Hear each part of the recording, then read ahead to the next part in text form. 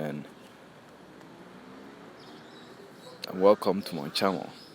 Um, I'm going to talk about Chinese government scholarship. This is a fully funded scholarship that covers your tuition, your accommodation, medical insurance, and gives you a monthly stipend of between 2,500 to 3,500, depending on your level of application or the program you're applying for. So, application guide for Chinese government scholarship. So, the Chinese government scholarship is divided into categories. So, we have the bilateral program, we have the university program, we have designated scholarship programs. So, under the designated scholarship programs, we have the Great Wall program, we have the EU program, AUN program, PIF program, WMO program. So, these are all scholarships under the designated scholarship programs. And then we have the students exchange program. This is one of the commonest in the university. Those who do language, they go year abroad. Those who do Chinese, they go year abroad to learn the language, and then after that they come back. So this is also one of the scholarship under the Chinese government scholarships. So there are a lot of these scholarships. Now let's look at what the scholarship covers. The scholarship covers your tuition fees, free university dormitory or accommodation subsidy, a stipend. For undergraduate, you get 2,500 Chinese yuan per month. For masters, you get 3,000 Chinese yuan per month. For doctoral degree, you get 3,500 Chinese yuan per month. You get a comprehensive medical insurance of 800 per year.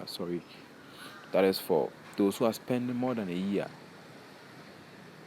And then 400 per person for those who are spending less than a year.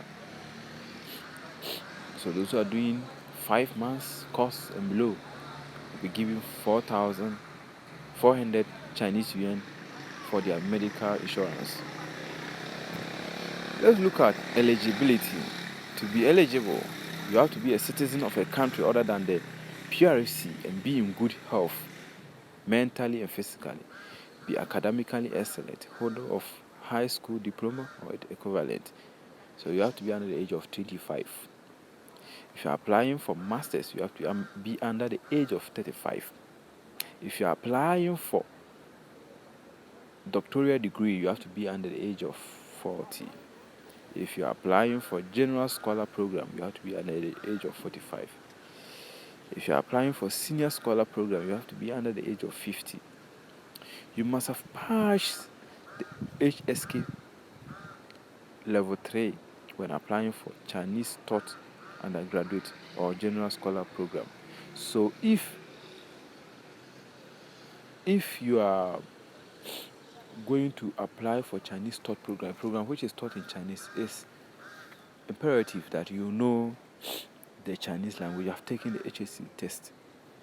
Exception is for those who have majored in Chinese. Maybe the exchange students who have majored in Chinese. They assume that you know, because since you have majored in the course, you definitely know. So you won't be required. But there are also courses that are taught in English in China. Some universities teach English. You can apply for those courses, those universities, and then those courses, so that you don't need to learn Chinese. But even if you need to learn Chinese, they can give you 1 year to learn the language before you can commence your studies. So in all, you'll be spending 5 years. 1 year to learn the language, and the subsequent years for the program.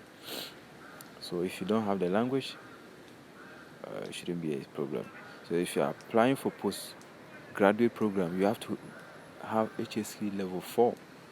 If you are majoring in the language, you don't need it. If you are applying for English taught, you don't need it. But if you are applying for Chinese taught, then having the HSK language is a plus. So if you are planning of studying in China, you can take the HSK test, or you can apply for English taught programs. There are universities that teaches English. Or you can also apply, then you go there and you take the Chinese language for a year. So options are run. So it doesn't mean that if you don't have the HSK test, you can't apply. There's a way around the application process.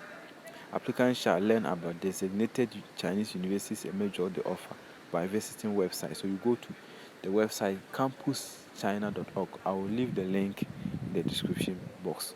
An applicant shall arrange the designated university for admission documents. So you have to mail the university, ask of them what documents do they need for this particular program, because each program have its requirements. So you have to reach out to the university so that you can know what requirements is required of you. An applicant shall reach an application receiving agency for a recommendation. So you have to contact your country's agency to know what exactly and how to submit your documents. An applicant shall fill in and submit the application form for the Chinese scholarship via the Chinese government scholarship program information. So you go to the website, that's campuschina.org. I'll leave the description, the link and the description box. You can directly click on it and apply to this scholarship. The application receiving agency shall submit the recommended candidates list and the application documents. So the agents shall submit if you need. You also need the agency code. So it's imperative that you visit the Chinese government, the Chinese embassy in your country, then inquire of them the agency code and which agency to contact. The CSS will organize designated universities and experts concerned to examine applicants' eligibility and academic performance before finalizing the shortlist candidates. So they will examine you through a series of interviews and maybe exams. The CSS will notify the admission results to the application receiving agency. So the results will come to your agency and the agency will notify you. So you can have the applicant informed. So the agency will also inform you. So it's through you to your agency and to the school and to the agency and to you. So you have to work hand in hand with the agency. Application documents. Application form for Chinese scholarship. You have to fill the form. That's why I say you go to the website campuschina.org. You fill the form, a copy of the passport information page. That's your bio page. The page that contains your passport picture. That is your bio page. So you go there, you scan it, then you send to there. It's one of the requirements. A diploma or certificate of higher education. If you are high school, you are applying for undergraduate, your high school certificate. If you are university, your university certificate. If you are applying for masters, you need your university certificate. If you are masters and you are applying for doctoral, you need your master's certificate. Your transcripts, you also need your academic transcripts too. Certificate of language proficiency, you also need your certificate of language proficiency to apply. Admission documents. Mostly when applying for postgraduate programs, some contact the university and the university can give you what we call invitation letter or a pre-admission letter. So that means the department or the lecturer, they have already accepted you, but you still need to go through the procedure to be able to be admitted.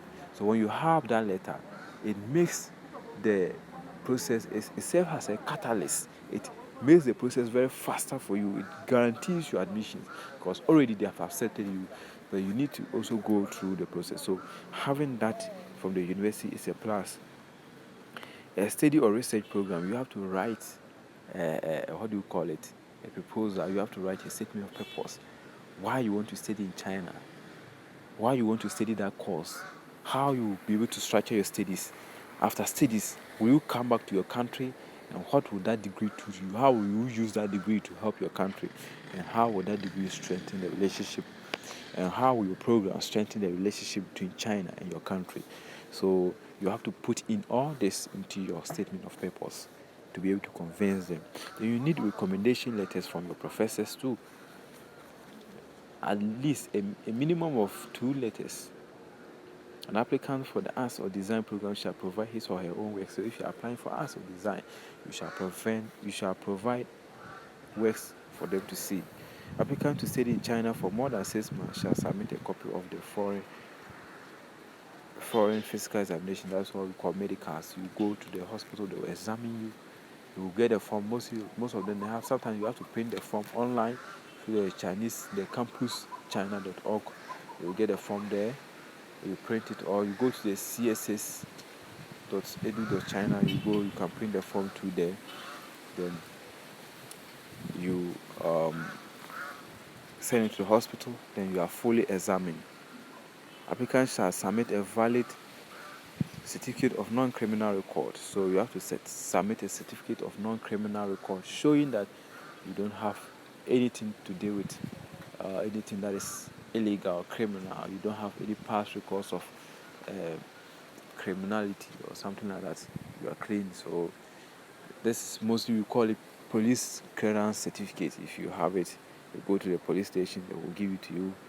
So these are the procedures and the documents and the eligibility and then the scholarship ties under the Chinese government scholarship. It's a great program, and I urge you to take advantage if you're eligible and apply to this scholarship.